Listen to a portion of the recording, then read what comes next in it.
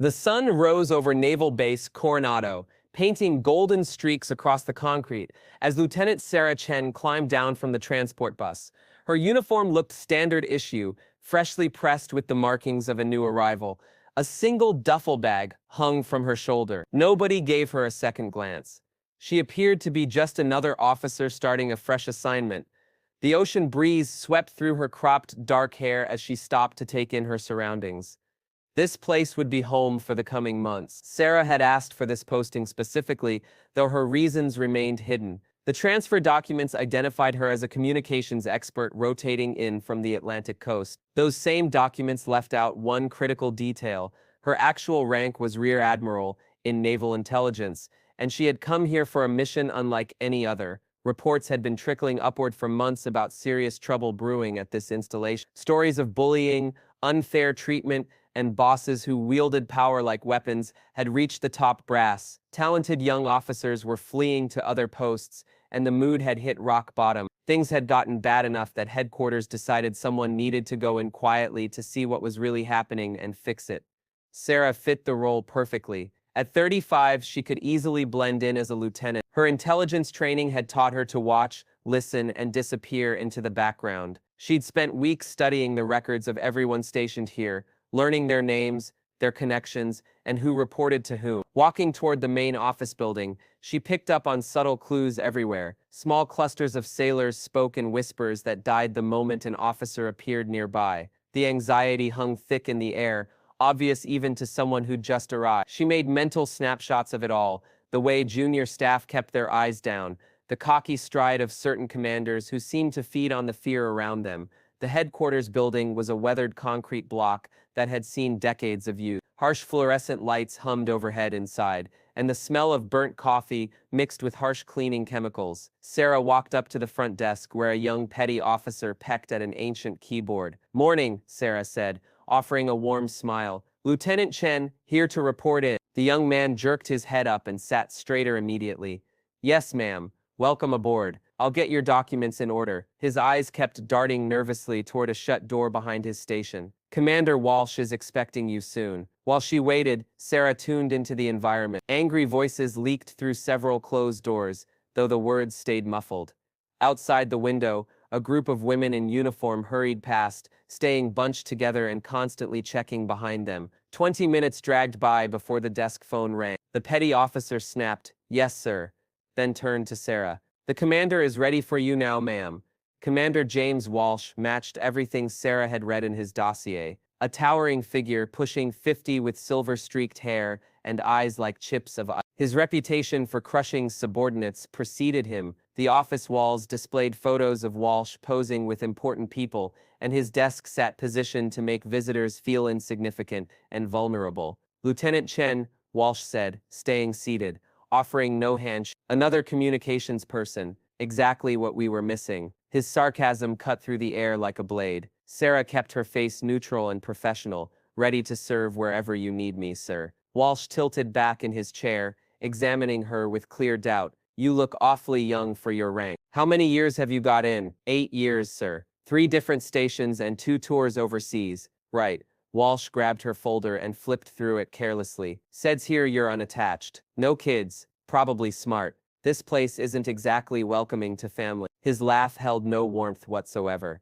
Sarah felt her teeth press together slightly but maintained her calm expression. "I'm focused on the mission, sir." "Your mission?" Walsh echoed slowly. "Let me explain what your real job is, Lieutenant. Your job is following orders precisely when they're given without questioning anything. This installation operates on discipline and showing proper respect to authority. Some of the younger crowd seems to have lost sight of that recently." The menace in his tone was crystal clear. Sarah understood she was getting her first real glimpse of the poisonous leadership that had triggered her assignment. "Crystal clear, sir." Walsh pushed up from his desk and moved closer, deliberately invading the space around her. "I certainly hope so, because officers who struggle to understand that concept tend to watch their careers take some very unfortunate detours, if you catch my meaning." "I understand completely, sir." "Excellent.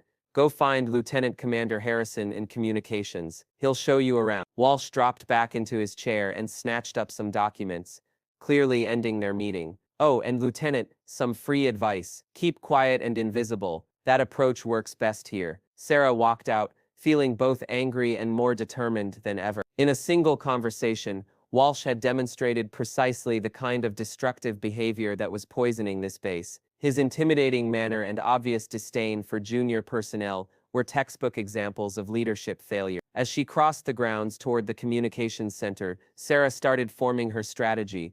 She needed to earn the confidence of the junior officers and enlisted members who were suffering while quietly building a case against those in charge. It wouldn't be simple, particularly since she had to keep playing the role of a helpless lieutenant. The communications building looked more modern, packed with advanced technology and focused technicians. Lieutenant Commander Harrison proved to be a decent officer who seemed genuinely happy to have an extra hand. He led her to a compact workstation and walked through her responsibilities, which involved monitoring radio channels and maintaining equipment. You'll be partnering with the other junior officers, Harrison explained. Solid team, though everyone seems pretty tense these days, probably just the pressure of the job. Sarah nodded, suspecting the tension stemmed from the command atmosphere rather than the actual work. Throughout Harrison's briefing, she noticed other officers approaching him with concerns, only to be told they'd need to take it up with Commander Walsh directly. By the time her first day ended, Sarah had already spotted several potential sources and witnessed multiple instances of the troubling patterns she'd come to document. The real test would be winning trust from those who'd been silenced by fear while staying off the radar of those who were part of the problem. That night in her temporary room, Sarah went over everything she'd seen. Tomorrow would bring fresh challenges, but she felt confident in her capability to see this through. The people serving here deserved leadership that actually led, and she intended to make certain they received it. Sarah's second morning started at dawn with reveille blaring across the ground. She'd chosen deliberately to grab breakfast in the enlisted cafeteria instead of the officers' dining room, knowing she'd learn more watching interactions among the junior ranks. The mess hall buzzed with hushed conversations that went silent whenever a senior officer appeared. At a corner spot, she observed three young sailors grouped close, speaking barely above whispers. One of them, a petty officer whose name tape read Rodriguez, appeared especially upset. When a lieutenant commander strolled past their position, all three immediately went quiet and focused hard on their food trays. Sarah filed that observation for future reference. Following breakfast, she headed to the communications hub, where Lieutenant Commander Harrison paired her with Lieutenant Jennifer Martinez, a communications officer who'd been stationed here for a year and a half. Martinez seemed skilled and thorough, but Sarah noticed she jumped at shadows, constantly glancing toward the entrance as if anticipating something bad. So what's the real situation here? Sarah asked casually while they updated communication guidelines. Martinez shot a nervous look around before answering. It's manageable. Just stay low and focus on your work. That's my best guidance for you. Sounds like there might be some challenges worth knowing about. Listen, I barely know you, so I'm not diving into politics, Martinez said quietly. But if you're observant, you'll figure out the game here pretty fast. Before Sarah could dig deeper, the door slammed open and Commander Walsh stormed in, trailed by two other senior officers. The whole room immediately tensed, and several people suddenly became intensely focused on their task. Harrison, Walsh barked, I need last night's communication records immediately. There are some inconsistencies I want clarified. Lieutenant Commander Harrison rushed forward with a thick binder. Everything should be in perfect order, sir. We stuck to standard procedure for every transmission. Walsh grabbed the binder and rifled through it aggressively. Someone approved an emergency transmission to Pacific Fleet Command without proper authorization. I want names and explanations. Sarah observed the exchange closely. Walsh's anger seemed wildly out of proportion for what should have been routine business. More telling, she noticed Harrison's hands trembling slightly as he tried to respond. The approval came from Lieutenant Martinez, sir, Harrison said hesitantly. She followed emergency procedure for a medical evacuation request. Walsh's icy stare locked onto Martinez, whose face had gone white. Is that right, Lieutenant? And who authorized you to make that call? Sir, the regulations specifically state that any officer can authorize emergency medical transmissions, Martinez answered, though her voice barely carried across the room. Don't lecture me about regulations. Walsh's voice exploded into a shout that echoed through the entire facility. I determine what qualifies as an emergency on my base. You should have gotten my approval first. Sarah felt fury building inside her, but forced herself to stay calm and watch. This was exactly the toxic behavior she'd come to investigate. Walsh was essentially punishing an officer for doing her job correctly. Understood, sir. Martinez said, her face burning with shame and rage. This kind of disrespect is precisely what's broken with junior officers nowadays. Walsh continued, clearly relishing the public humiliation. You think you can operate above your station? Let me remind you who runs things here. He produced a small notebook and scribbled something down. Lieutenant Martinez, consider yourself written up for bypassing chain of command. This becomes part of your permanent file. The unfairness was obvious to everyone present, but nobody had the courage to object. Sarah could read the fear and anger mixed on the faces surrounding her.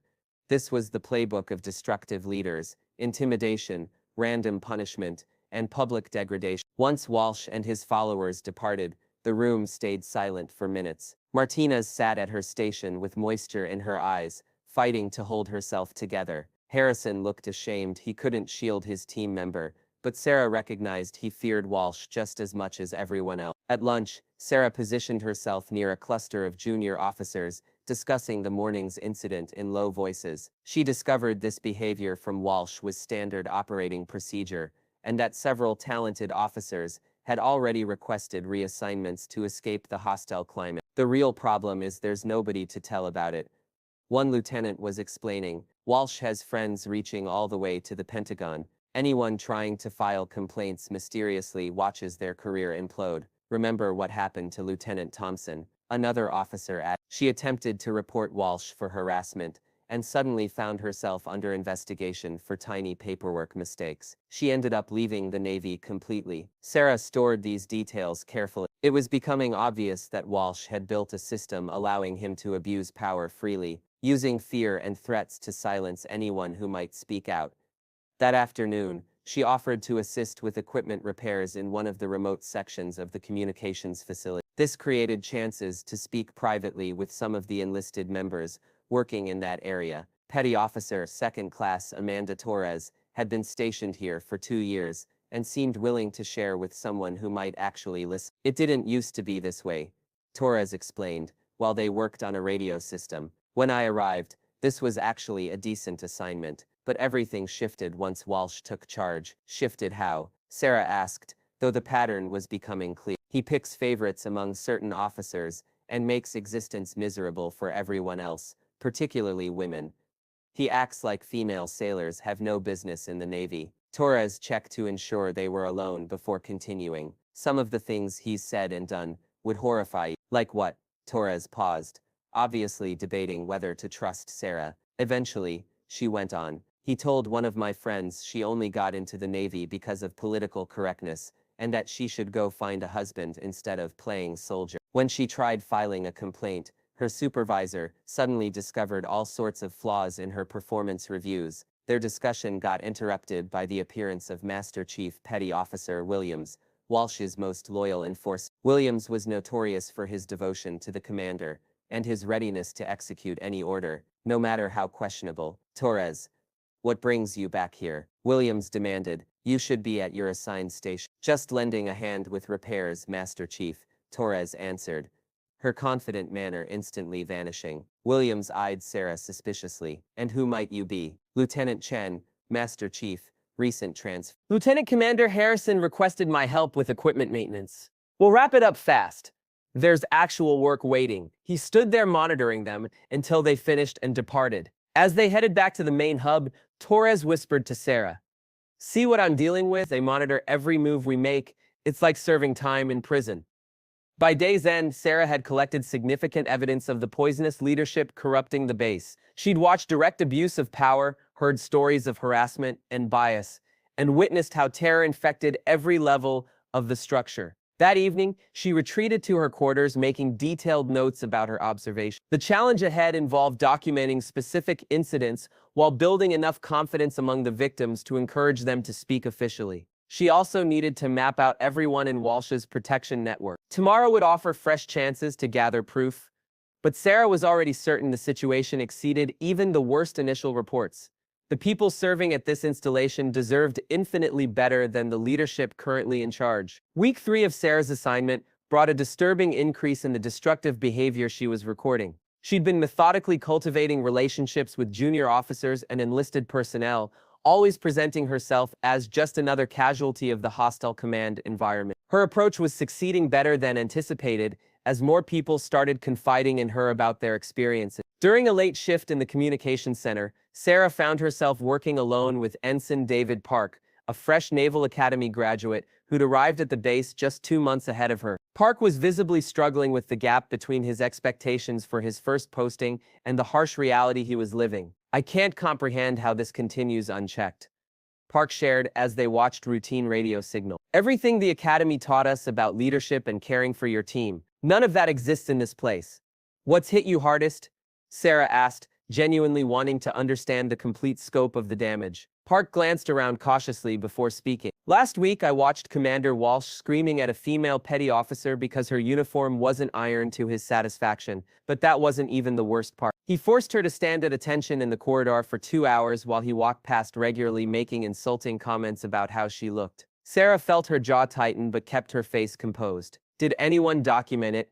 Who would we tell?" "Walsh is the top officer on base, and everyone above him believes he's doing an outstanding job because he manipulates the numbers on paper." This was a key revelation. Sarah grasped that Walsh had been distorting performance data and reports to higher command, manufacturing the appearance of a smoothly operating base, while reality told a completely different story. Their conversation got cut short by the entrance of Lieutenant Commander Stevens, one of Walsh's staunchest allies. Stevens had earned a reputation for being nearly as abusive as Walsh himself, and he clearly relished the authority that came with being in the inner circle. "What are you two discussing so seriously?" Stevens asked with a sneer. "I hope you're not spreading rumors about your superiors."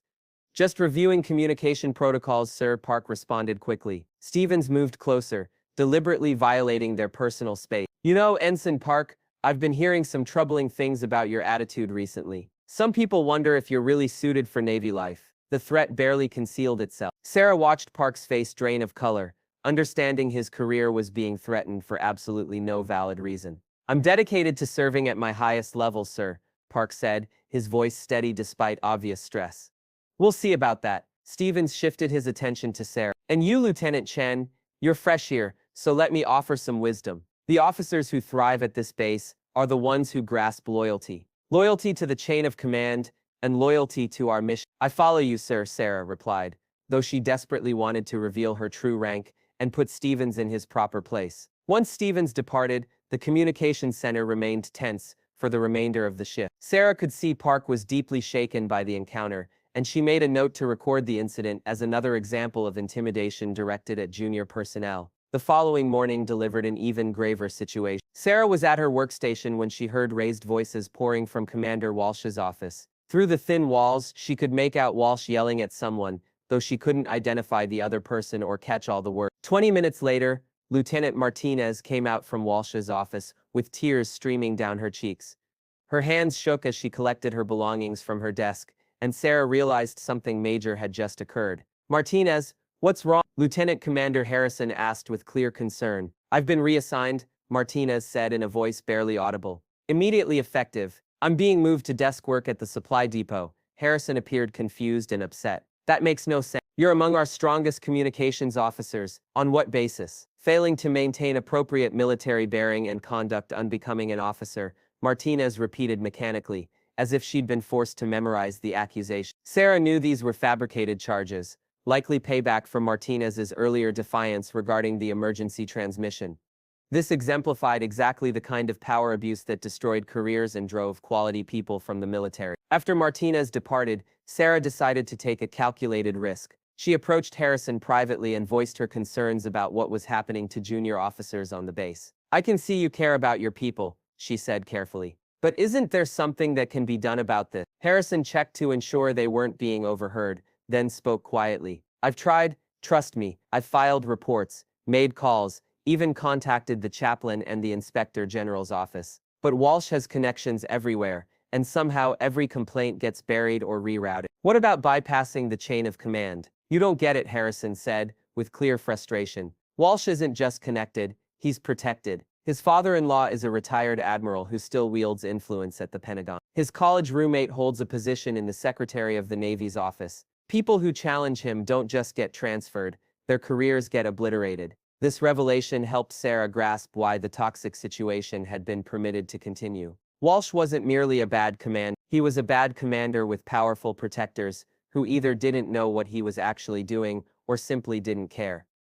That afternoon, Sarah volunteered for extra duties that would grant her access to more sections of the base. She wanted to comprehend the full extent of the problem and identify everyone involved in sustaining the toxic climate.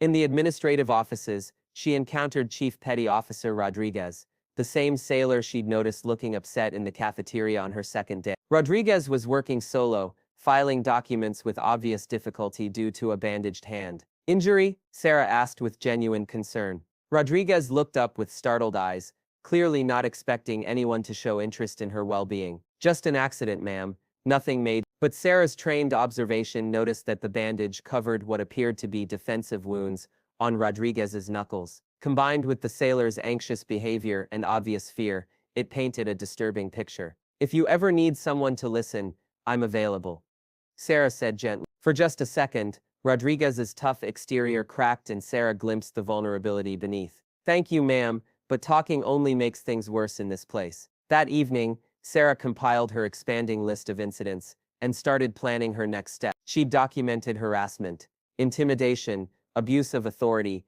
and what looked like retaliation against people who spoke up. The pattern was unmistakable, but she needed more solid evidence and ideally witnesses brave enough to come forward officially. The challenge was that Walsh's intimidation system was functioning exactly as designed.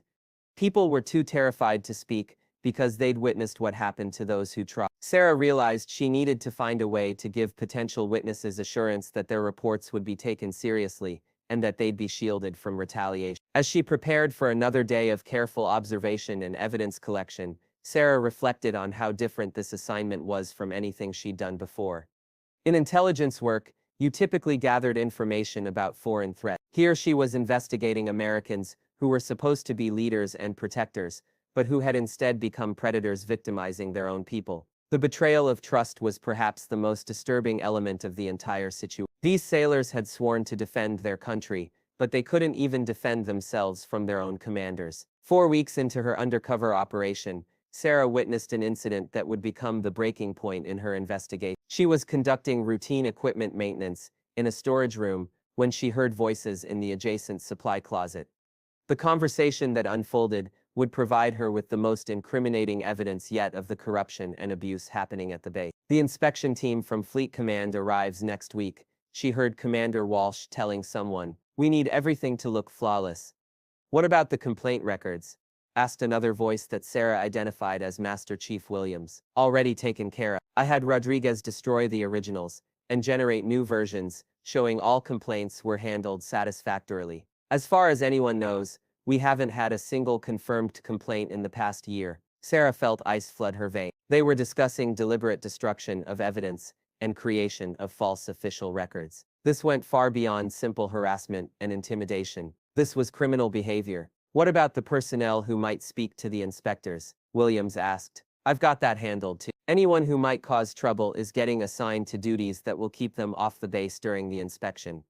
Some are getting temporary postings to other locations, and others are being scheduled for training that just happens to coincide with the inspection." Sarah carefully adjusted her position to hear better while staying hidden. "And if someone still manages to file a complaint?" Williams pressed. Walsh's laugh was cold and calculating. "Then we use the same strategy we always use: character destruction. We dig up every minor mistake from their records, question their credibility, and suggest they have personal vendettas against effective leadership. It's succeeded every time before." "What about the new Lieutenant Chen? She's been asking quite a few questions." Sarah's heartbeat quickened, but she forced herself to stay calm and keep listening. "I've been monitoring her. She seems harmless enough. Just another junior officer, trying to navigate the system, but keep watching her anyway. If she becomes a problem, we'll handle her the way we handled Martina." The conversation went on for several more minutes, with Walsh and Williams discussing specific individuals they considered threats and tactics for silencing them. Sarah committed every detail to memory,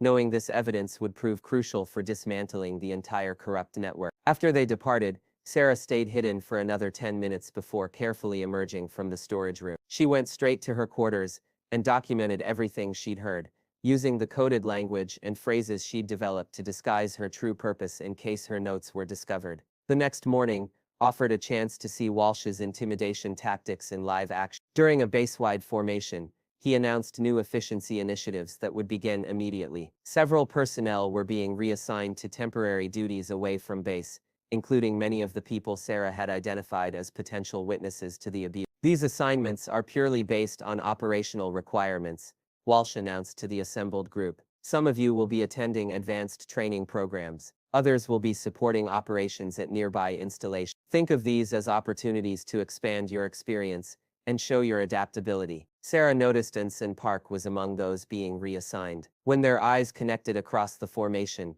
she could see the recognition in his expression. He knew this wasn't about operational needs. It was about silencing potential problems before the upcoming inspection. Following the formation, Sarah found a brief opportunity to speak with Park before his departure.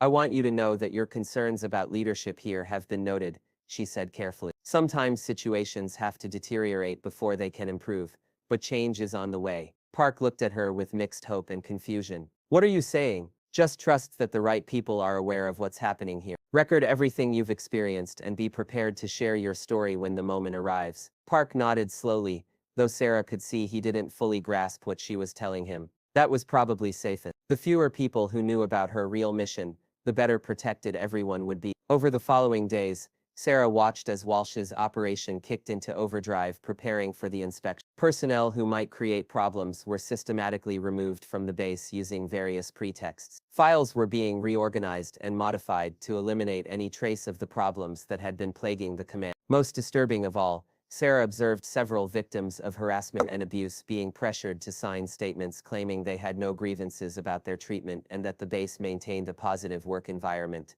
The pressure was subtle but powerful. Sign the statement, or face the same kind of retaliation that had destroyed other careers. On Thursday of that week, Sarah made a discovery that exposed the full scope of Walsh's corruption. While performing authorized maintenance on communication equipment, she gained access to computer systems containing personnel files and administrative records. What she found there was shocking. Walsh had been systematically changing performance evaluations, disciplinary records, and personnel files to support his narrative of effective leadership. Officers who had filed complaints saw their evaluations suddenly packed with negative remarks about their performance and attitude. Meanwhile, officers who supported Walsh received excellent reviews regardless of their actual competence. Even more damaging, Sarah discovered Walsh had been manipulating budget reports and equipment readiness statistics. The base was actually performing significantly below standards in several critical areas, but the reports sent to higher command painted a picture of exceptional performance. Sarah realized she was looking at massive fraud that went far beyond simple harassment. Walsh was lying to his superiors about virtually every aspect of the base's operations,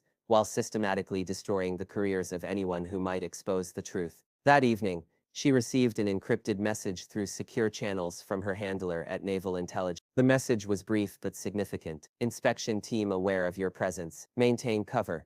Be ready to reveal identity on signal. This informed Sarah that the upcoming inspection wasn't just routine. Naval Intelligence had been feeding information to Fleet Command, and the inspection team would be specifically searching for evidence of the problems she'd been documenting. The next morning brought an unexpected challenge when Lieutenant Commander Stevens approached her with a special assignment. Lieutenant Chen, Commander Walsh wants you to serve as liaison with the inspection team next week. You'll be responsible for guiding them around the base and ensuring they have access to the information they need. Sarah realized this could be either a perfect opportunity or a dangerous trap. If Walsh suspected her true purpose, putting her in close contact with the inspection team might be an attempt to expose her. On the other hand, it would give her direct access to the inspectors to share her evidence. I'm honored by the commander's trust in me, she replied carefully. Don't get too honored, Stevens said with his typical sneer. This assignment carries serious responsibility. The inspection team needs to see that we operate a disciplined, professional operation here. Any negative impression affects all of us. The threat was transparent. Make sure the inspectors only see what Walsh wants them to see or face the consequences. As Sarah prepared for what would likely be the climactic phase of her mission,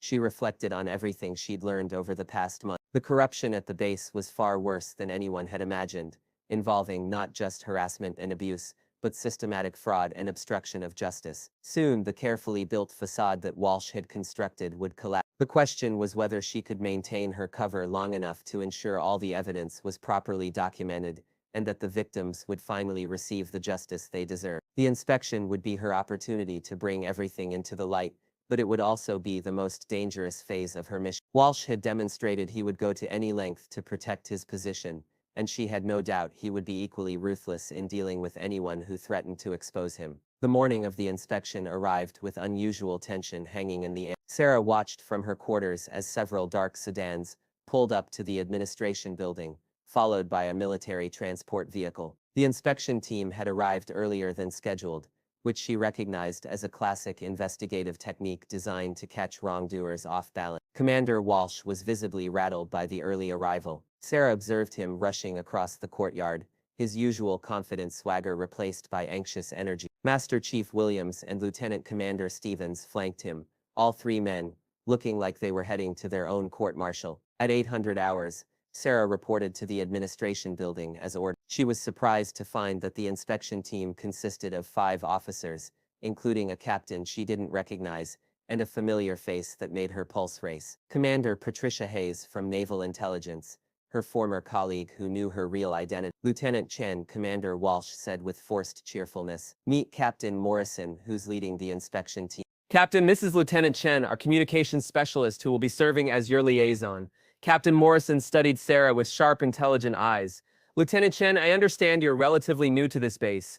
That could actually prove helpful. Sometimes fresh perspectives see things that others might mock old. Happy to assist in any way I can. Sir, Sarah replied, maintaining her cover while making eye contact with Commander Hayes, who gave her an almost imperceptible nod. Excellent. We'll be conducting interviews with various personnel throughout the day, and we'll need access to administrative records, personnel files, and communication logs. I trust that won't present a problem. Walsh's smile became even more strained. Of course not, sir. We operate with complete transparency here. Lieutenant Chen will ensure you have everything you need. As the morning progressed, Sarah found herself in the unique position of guiding the investigation that would ultimately expose everything she'd been documenting. The irony wasn't lost on her. Walsh had unknowingly assigned his greatest threat to be the person who would help bring him down. The first major break came when Captain Morrison requested to interview several specific personnel who had been conveniently assigned away from base for the week. When Walsh's staff claimed these individuals were unavailable due to operational requirements, Morrison's response was swift and decisive. Interesting. These are exactly the people I most wanted to speak with. Please contact them immediately and have them return to base today. Walsh's face went pale. Sir, some of them are quite far away on training assignments. It might take time to arrange their return. Commander Walsh, Morrison said with dangerous quiet. Are you telling me that you cannot recall personnel to your base when ordered to do so by a superior officer? The challenge hung in the air like a sword. Sarah watched Walsh realize his carefully planned strategy was crumbling before his eyes. No, sir. Of course not, sir. We'll have them back as soon as possible. Good. I'll expect them here by 1600 hours. As the morning continued, Sarah guided the inspection team through various areas of the base, carefully noting which locations Walsh's people tried to steer them away from. When they reached the communications center, Commander Hayes took the lead in reviewing records and procedures. Lieutenant Chen, Hayes said during a quiet moment, I'd like you to show me the communication logs from the past month. All of them. Sarah understood the message. She pulled up the complete logs, including the emergency medical communication that had gotten Lieutenant Martinez in trouble. As Hayes reviewed the entries, her expression grew increasingly grim. This emergency communication, Hayes said, pointing to the entry in question. Was there any follow-up or disciplinary action related to this? Yes, ma'am, Sarah replied carefully. Lieutenant Martinez received a written reprimand for failure to follow proper chain of command procedures. Hayes made a note in her file, then looked directly at Sarah. And in your professional opinion, was this communication handled according to standard Navy emergency protocol? This was her moment. Sarah looked around to ensure they weren't being overheard, then answered with conviction. Yes, ma'am. Lieutenant Martinez followed emergency protocols exactly as written. The reprimand appeared to be retaliation for following proper procedure. Hayes nodded grimly and made another note. Thank you for your honesty, Lieutenant. The afternoon brought the return of the personnel who had been sent away, including Ensign Park. Sarah watched as each of them was interviewed privately by members of the inspection team. The interviews took place in a secure conference room, away from Walsh's observation and interference. During one of these interviews, Sarah was positioned outside the conference room when she heard raised voices. Through the door, she could make out Captain Morrison's stern tone. "So you're telling me that you were physically threatened for filing a complaint about harassment?" The response was too quiet to hear, but Morrison's next words were crystal clear. "That is completely unacceptable and potentially criminal. Can you provide documentation of these threats?" As the interviews continued, Sarah noticed Walsh becoming increasingly agitated. He was pacing in his office, making frequent phone calls, and sending Master Chief Williams on various errands around the base. It was clear he was trying to manage the crisis, but the inspection team had moved too quickly for his usual tactics to work. Late in the afternoon, Captain Morrison requested a private meeting with Commander Walsh. Sarah was asked to wait outside the conference room, but the voices inside were loud enough for her to hear significant portions of the conversation. "Commander Walsh," Morrison began, "we've uncovered some very serious allegations about the command climate at this base. Multiple personnel have reported harassment, intimidation, and retaliation for filing legitimate complaints. Sir, I can assure you that any such allegations are completely unfounded," Walsh replied, though his voice lacked its usual confidence. "We maintain the highest standards of professionalism here." "Is that so? Then perhaps you can explain why we found shredded documents in the dumpster behind your building that appear to be original complaint files." Sarah felt a surge of satisfaction. The inspection team had discovered the evidence destruction that she'd overheard Walsh ordering. "I have no knowledge of any document destruction," Walsh said, but his voice was shaking now. "Commander, we also have testimony from multiple witnesses that you have been systematically altering personnel files and performance evaluations to support false narratives about personnel under your command." "That's completely false. I demand to know who's making these accusations." "You're in no position to demand anything," Morrison replied coldly. "As of this moment, you are relieved of command pending a full investigation by the Naval Criminal Investigative Service.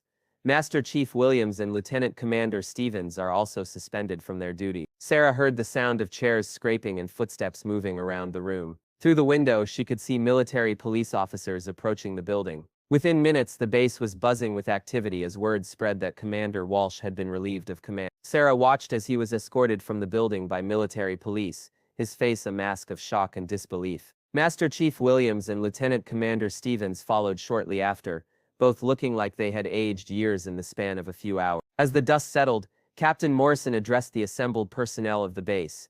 "Effective immediately, this base is under new leadership while we complete our investigation. I want everyone to understand that the behavior that has been tolerated here is completely unacceptable and will never happen again." He paused to look around at the faces in the crowd. "For those of you who have suffered under the previous command climate, I want you to know that your voices have been heard and that justice will be served. For those who participated in or enabled the misconduct, understand that there will be consequences." That evening, Sarah finally had the opportunity to speak privately with Commander Hayes. They met in a secure room away from the main base activities. "Outstanding work," Hayes said without preamble. "Your documentation and the evidence you gathered have given us everything we need to pursue criminal charges, not just administrative action." "What happens now?" Sarah asked. "NCIS will take over the investigation from here. Walsh, Williams, and Stevens will face courts-martial for multiple violations of the Uniform Code of Military Justice. The base will get new leadership and will implement comprehensive reforms to prevent this kind of situation from happening again." Sarah felt a mixture of satisfaction and sadness. Justice would be served, but it had taken too long and too many good people had suffered in the meantime. "There's one more thing," Hayes continued. "Your cover has held perfectly throughout this entire operation. As far as anyone knows, you're still just Lieutenant Chen, the communications specialist who happened to be in the right place at the right time to help expose the corruption." Sarah nodded, understanding that maintaining her cover would be important for future operations and for protecting those who had trusted her with their stories.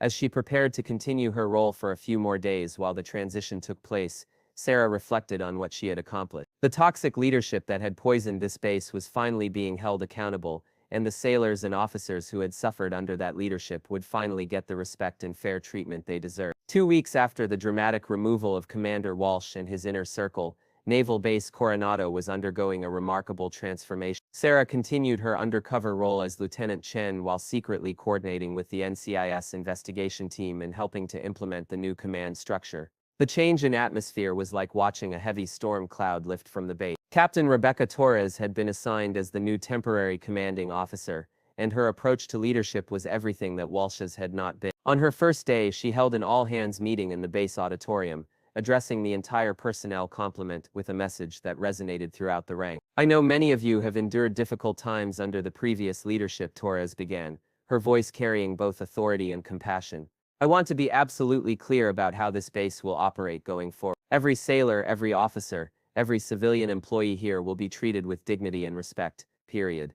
Sarah watched from her position in the communications section as faces around the auditorium began to show hope for the first time in months. The tension that had been constant under Walsh's regime was slowly beginning to dissolve. I have an open-door policy, Torres continued.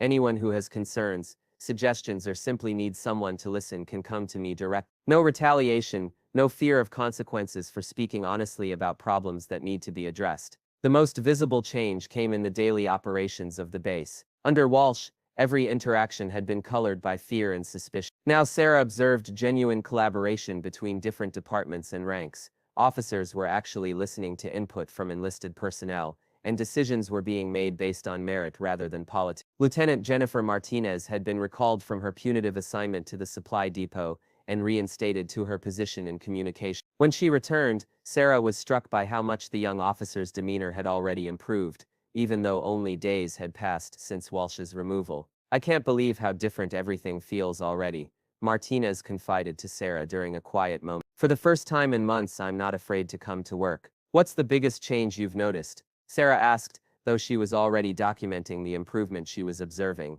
People are actually talking to each other again, Martinez replied. Under Walsh, everyone was so afraid of saying the wrong thing that we all just kept our heads down and tried to be invisible. Now I see sailors laughing together, officers having normal conversations. It's like the base is coming back to life. The NCIS investigation was proceeding rapidly, aided by the wealth of evidence Sarah had gathered and the willingness of witnesses to come forward now that they felt protected from retaliation. Agent Lisa Parker, the lead NCIS investigator, had been impressed by the thoroughness of Sarah's undercover work. In 15 years of investigating military misconduct, I've rarely seen documentation this comprehensive, Parker told Sarah during one of their confidential meetings. The evidence you gathered is going to make prosecution much easier. The investigation had expanded beyond Walsh, Williams, and Stevens to include several other officers who had participated in or enabled the toxic environment. Personnel files were being reviewed and corrected to remove the false information that had been inserted to support Walsh's narratives. Most importantly, the victims of the previous regime were beginning to seek justice. Ensign Park, who had returned to the base after his forced temporary assignment, was among several officers whose performance evaluations were being corrected to reflect their actual contributions, rather than Walsh's biased assessment. I was starting to think I'd made a mistake joining the Navy, Park told Sarah one afternoon as they worked together on a communications project. Everything I'd learned about honor and integrity seemed like a lie when I saw how things really operated here.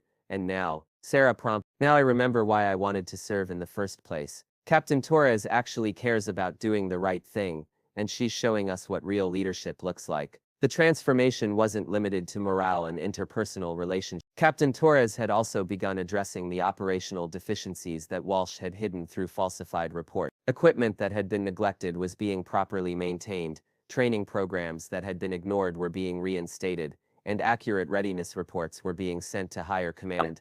Sarah was particularly impressed by Torres's approach to rebuilding trust within the command structure. Rather than simply issuing orders from above, the new commander was actively seeking input from personnel at all levels about how to improve operations and prevent future problems. During one staff meeting that Sarah attended as the communications representative, Torres addressed the elephant in the room directly. I know that many of you are wondering whether this positive change will last or if things will just go back to the way they were once the attention from the investigation dies down, Torres said, looking around the room at the assembled department head. I want to assure you that the changes we're implementing are permanent. We're not just fixing problems, we're building a culture that will prevent these problems from happening again. The captain outlined specific reforms that were being put in place: regular anonymous surveys to monitor command climate, multiple channels for reporting problems without fear of retaliation, and mandatory leadership training for all supervisory personnel. Most importantly, Torres concluded, we're going to measure our success not just by operational metrics,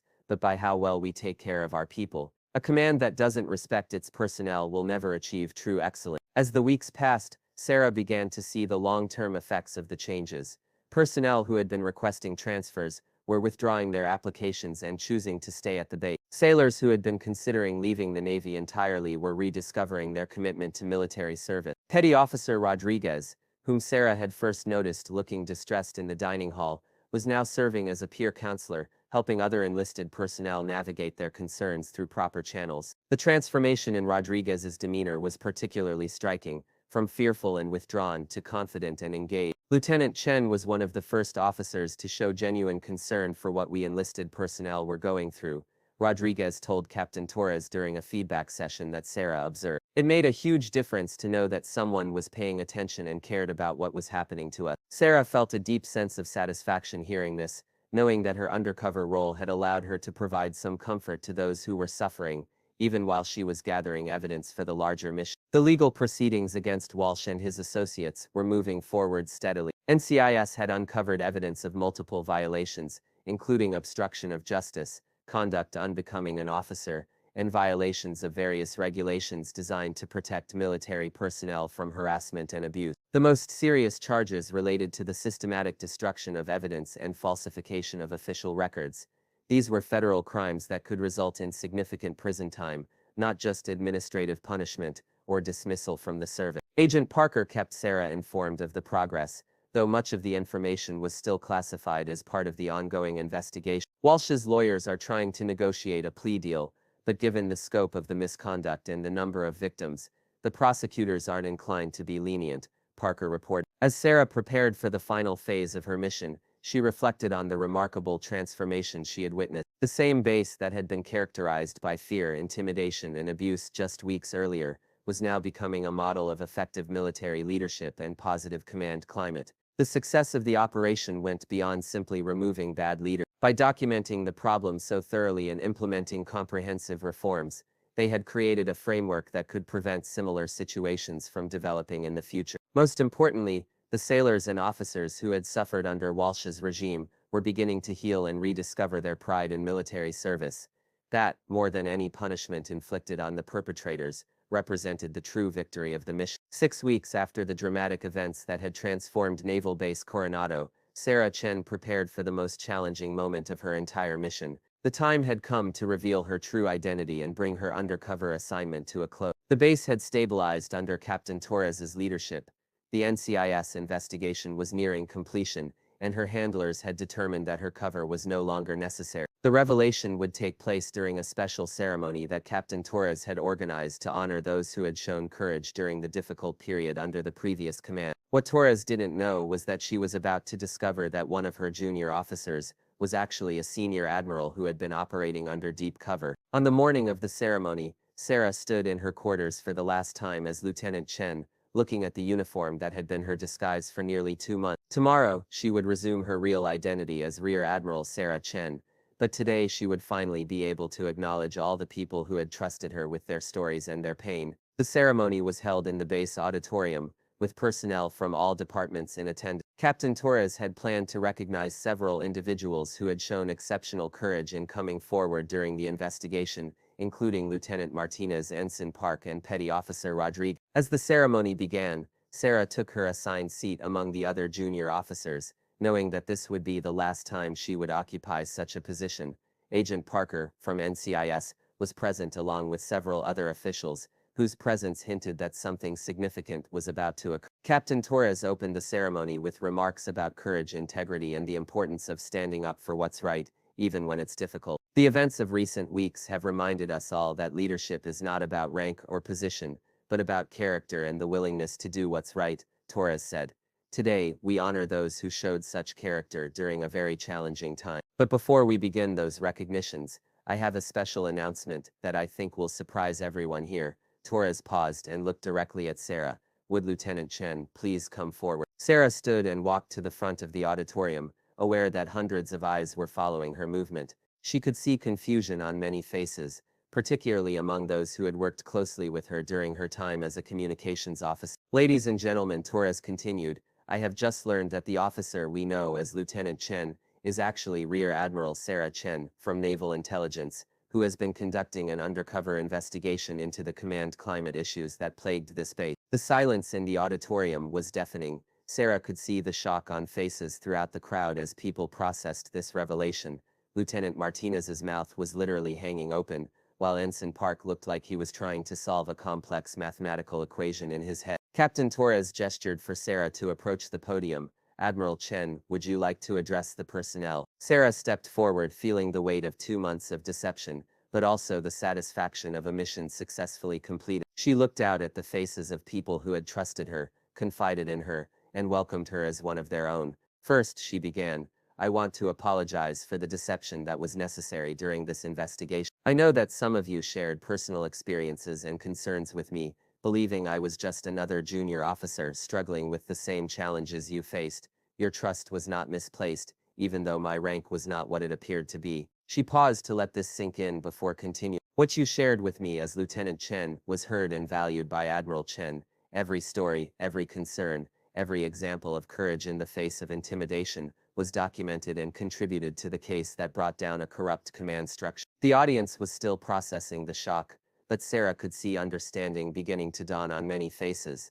Petty Officer Rodriguez was smiling through tears, apparently realizing that her decision to trust the friendly lieutenant had contributed to real change. The reason I accepted this assignment, Sarah continued, was because the reports reaching higher command suggested that good sailors and officers were being driven out of the Navy by toxic leadership. What I discovered here was even worse than those reports indicated. She outlined some of the findings without revealing specific details that might compromise ongoing legal proceedings: the systematic harassment, the destruction of evidence, the falsification of records, and the retaliation against anyone who tried to report problems. But I also discovered something else, Sarah said, her voice growing stronger. I discovered that the vast majority of personnel at this base are exceptional sailors and officers who deserve far better leadership than they were receiving. I discovered courage in the face of intimidation, integrity despite pressure to compromise, and loyalty to the Navy's values, even when those values weren't being demonstrated by those in command. The applause that began with her words grew steadily until the entire auditorium was on its feet. Sarah could see tears in many eyes, and she felt her own emotions threatening to overwhelm her professional composure.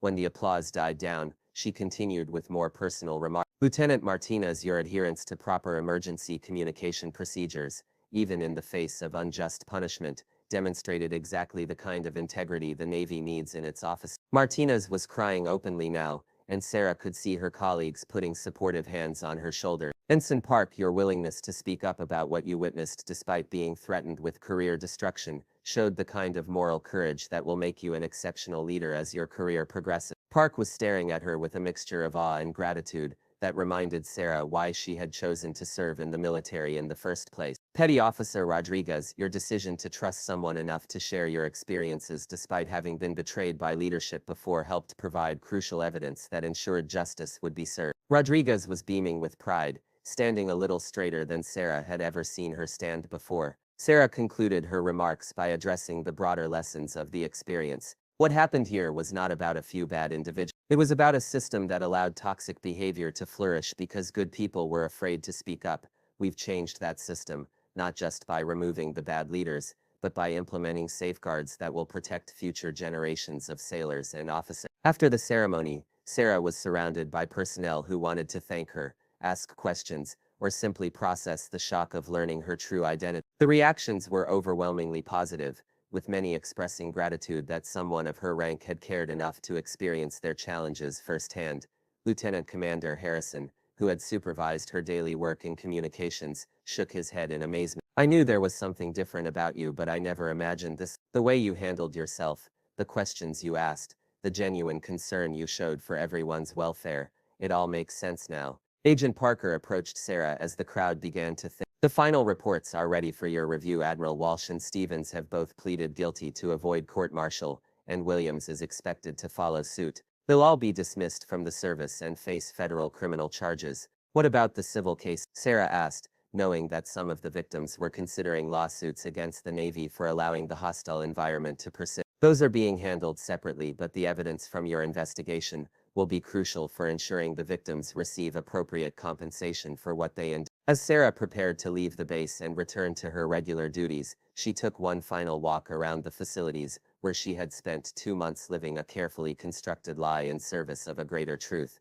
The transformation in atmosphere was still remarkable to witness. Sailors were going about their duties with confidence and pride, officers were leading with integrity and respect, and the entire base hummed with the efficiency that only comes from a healthy command climate. Captain Torres found her during this final walk. Admiral, I want you to know that what you did here went far beyond just gathering evidence. You gave hope to people who had lost it, and you reminded all of us what it means to serve with honor. The credit belongs to the people who had the courage to trust me with their stories, Sarah replied. They're the ones who made real change possible. Maybe so, but it took someone with your character to earn that trust while carrying out such a complex mission. As Sarah left Naval Base Coronado for the last time, she carried with her the knowledge that her 2 months as Lieutenant Chen had resulted in lasting positive change. The toxic leaders who had abused their authority were facing justice, the victims were beginning to heal, and new safeguards were in place to prevent similar situations in the future. Most importantly, the exceptional sailors and officers she had worked alongside now knew that their voices mattered, and that the Navy's senior leadership was willing to go to extraordinary lengths to ensure they were treated with the respect and dignity they deserved.